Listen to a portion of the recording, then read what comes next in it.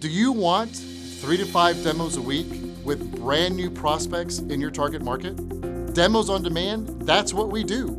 Over the last 7.5 years, we worked with over 300 technology companies to add an additional $306 million to their sales numbers. So over the next few minutes, I'm going to walk you through exactly how to get 3 to 5 demos each and every week.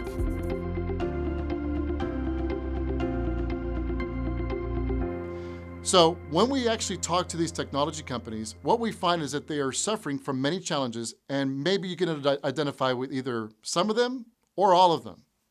The first challenge is that a lot of technology companies, for that matter, most companies, they talk about the features of their product or service instead of the benefits. A feature talks about how great you are, how many years you've been in business, how great the technology is, what database it's on. People care about that stuff much, much later. What they want to know first and foremost is how your technology can make their life better. That's what a benefit is. Number two is that you may have a great technology, but nobody's interested in it because you just think, hey, this thing is so awesome, the thing is so great, people should be falling over themselves to get it. Unfortunately, it doesn't work that way. People have to go through 4 stages before they actually buy something. They first have to be aware, then they have to consider it, then they have to prefer it, and then they have to be a fan of it. Our job is to help you get through those 4 stages as quickly as possible. Next is that they're more focused on the sale versus the relationship. Look, people buy from people that they know, like, and trust. We have a saying in our office that says, if you focus on the sale, you will not get the sale and you will not get the relationship. But if you focus first and foremost on the relationship, you might get the sale. The next big mistake that I see technology companies make is that they are more in love with their technology than their prospects. Your technology is here to make a difference to mankind, to make a difference to that director of operations, to make a difference to that CIO. You can't do that unless you've built a relationship with them first and start falling in love with your prospects more than your technology. If you focus on adding value to people and making their life better, the sales are naturally going to flow. The next thing that most technology companies are struggling with is they do not understand buyer psychology. We do a ton of studying on buyer psychology, on how the human brain processes information. And our job is to get to the neocortex as quickly as possible. That's where the relational logic comes into play. But people are naturally scared of and want to avoid like the plague any hint of a sales pitch. So we need to be consistent with buyer psychology versus to be at odds with buyer psychology. And last and foremost is that most technology companies do not have a scalable, systematic lead generation, demand generation, or selling system to take a stranger and converting them into an associate into a friend, and a friend into a new client. So you might be asking yourself, who is this guy? Well, I started my career at Accenture where I sold $21 million of technology products and managed approximately $70 to $80 million in technology projects. I met the love of my life back in 1998, and I wanted to be known as a good husband and a good father versus a great management consultant. So what I did is I started my own financial services practice, and I built it from zero to $800 million in assets under management using the same principles I'm about to share with you, and got it to $3 million in sales. So the first thing that we want to understand is that your prospects are dying, thirsting for one thing and one thing alone, and that is information. Now you would think, my goodness, with all the stuff on Google, why can't they just get information there? No, because your technology is going to solve a specific problem for a specific person. So the first thing that they want is information. But before we get into all of this, before we start creating case studies or anything like that, we first have to do what most companies fail to do. Choose your target market specifically. Now look, I'm sure that your technology can help multiple industries and multiple types of companies. But we have to, when we create our messaging, we have to speak directly to a particular person, not to a group of thousands or millions of people. So here's how to choose your target market. The first thing that you want to understand is, what are the demographics of my target market? Demographics are items or variables in a database that you can search for. Things like title, industry, geographic location, size of company, SIC codes, That's the first thing that you want to understand. Now, I'm getting a little bit technical with you, okay? You and I both know what a unique key is on a database, right? Meaning that you cannot have the same data in two different records. Your target market is the same way. We want one record to start out with. Doesn't mean that we can't shift it later on, but we want to specify and specialize in only one target market to start with. You can always change it later if you're not getting the results that you want, but you want to start with one target market. Here's a little unknown secret about marketing. When you market to a target, you attract the fringe. It just happens. I don't know why. I don't care why. It just works. The second thing are the psychographics. The psychographics is the mentality or the thinking or the status, their life status of where your prospects are right now in terms of their frustrations and what they want to get out of their position and what they want to get out of their life. Understanding those psychographics is absolutely critical to making sure that you get those 3 to 5 demos. After you got your demographics in place or know who your target market is, then it's time to craft your message. So the question is, well, how do you do that? How do you craft your message? What you're doing with your technology, if you fundamentally get down to the nuts and bolts of it, you're asking people to make a change in their life. Sales or business development is nothing more than guiding somebody or leading somebody to stop going one path and go a different direction and a better direction. So we're going to use a formula. I love formulas. I'm an engineer by trade. What can I say? And a technologist, okay? We're going to use something called Gleicher's formula for change. Now, what the heck is Gleicher's formula for change? David Gleicher was an economist in the United States. He was German in the United States from 1940 to about 1970. In 1967, he won a Pulitzer Prize for the work that he did on what gets organizations to change. And that change had to do with all types of change in leadership, change in product, change in services, whether I should liquidate a business or buy a business. And what he did is he got the formula down into a very succinct little formula there that if you follow it, the odds of you getting 3 to 5 demos goes up dramatically. So here's a formula. D as in dog, multiplied by V as in Victor, multiplied by F as in Frank, has to be greater than R as in Robert. So what are these variables?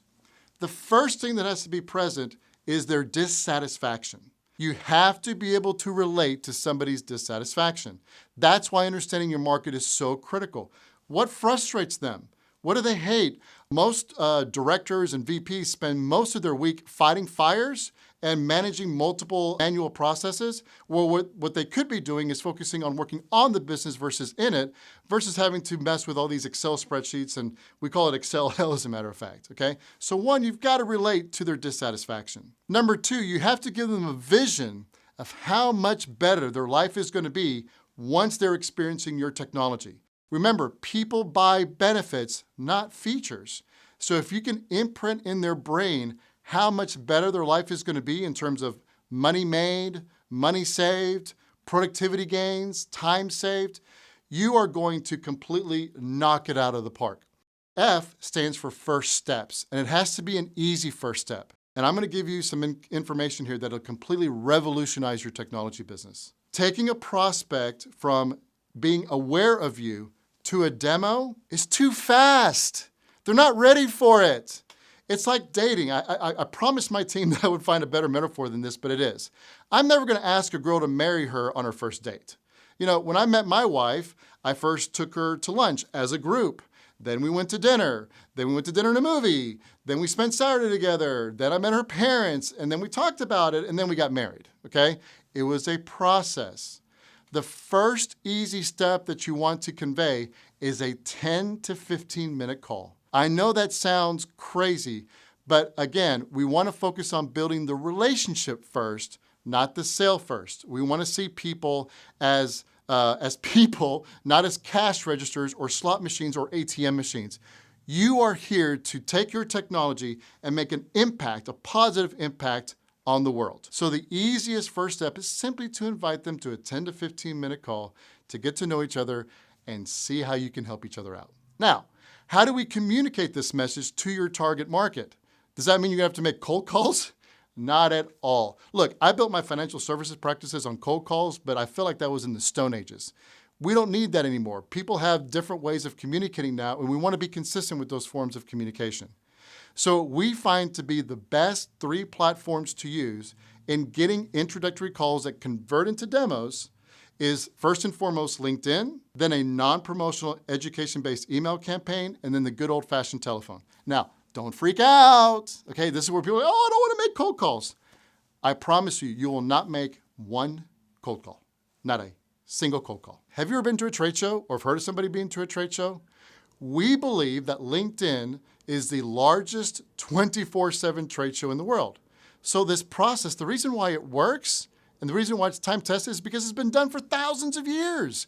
We're just using technology in order to progress the process and make it faster without having to physically go somewhere and spend a whole lot of money in order to get a couple of leads. So the first phase is we're going to use LinkedIn, but before we get too technical or start the process on LinkedIn, we first have to make you look presentable, okay? Which means we have to optimize your LinkedIn profile. This doesn't mean you have to put a coat and tie on.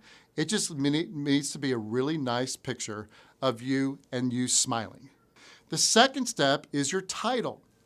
Now, when LinkedIn wants you to enter in a title, put in a title. Don't put in your value proposition. For goodness sakes, don't put any emojis. Just put your title and make sure it's non-salesy, okay? If you're listening to this and you're the VP of sales, just say you're VP. Because if they see sales or business developer or account executive, they're not going to want to connect with you. So that's step 2.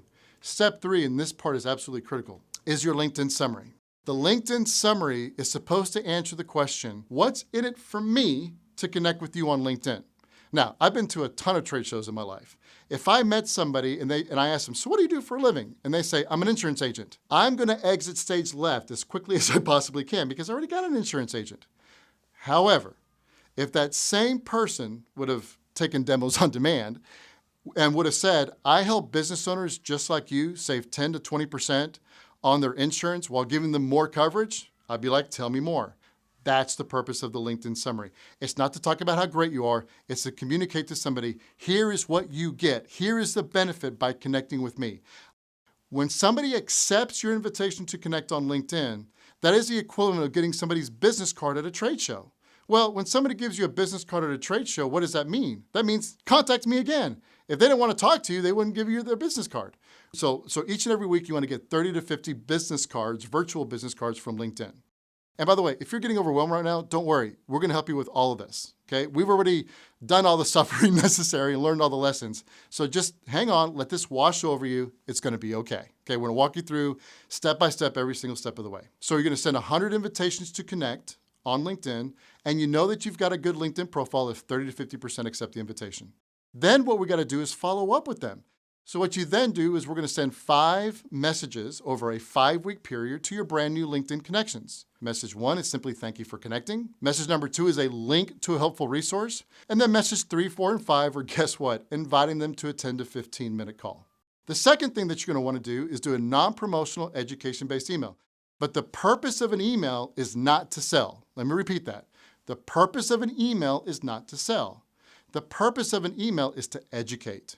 We want to create non-promotional, education-based emails. And we're going to use the art of storytelling inside those emails.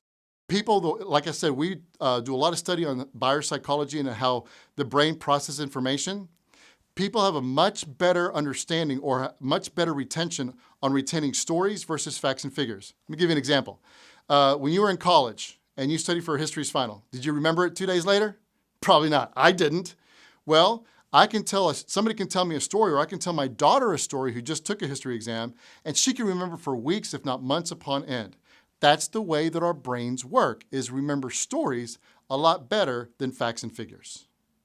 And then the very last thing is we're going to call these people up that are engaging on LinkedIn, that are engaging with our emails, and we're going to invite them to a 10 to 15 minute call. So guess what? It's not a cold call.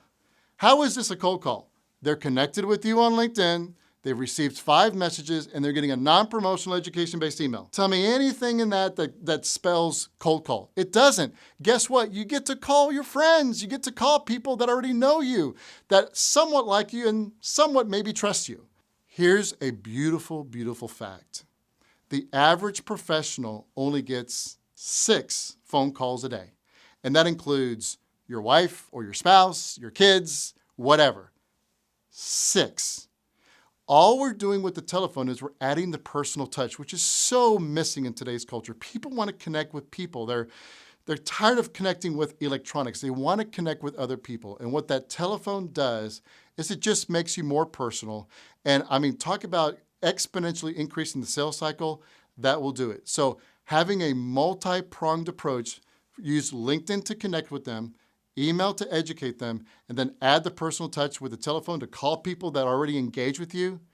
That's how you can get at least anywhere between 5 and 10 introductory calls a week that convert into at least 3 to 5 demos on a weekly basis. So, are you ready to get 3 to 5 demos a week? I'd like to offer you an 8-week program where you get to work with me personally to get you those 3 to 5 demos a week. When you sign up, I will work with you to optimize your LinkedIn profile, how to nurture your LinkedIn connections with the LinkedIn messages, how to educate your connections properly through email, how to ask for the meeting, and then what to say and how to structure your introductory call, and then how to convert intro calls into demos for people that are going to benefit so much from your technology. I'm going to make it easy for you. You get all the templates, all the scripts, the processes, the procedures, and best of all, you get me every step of the way.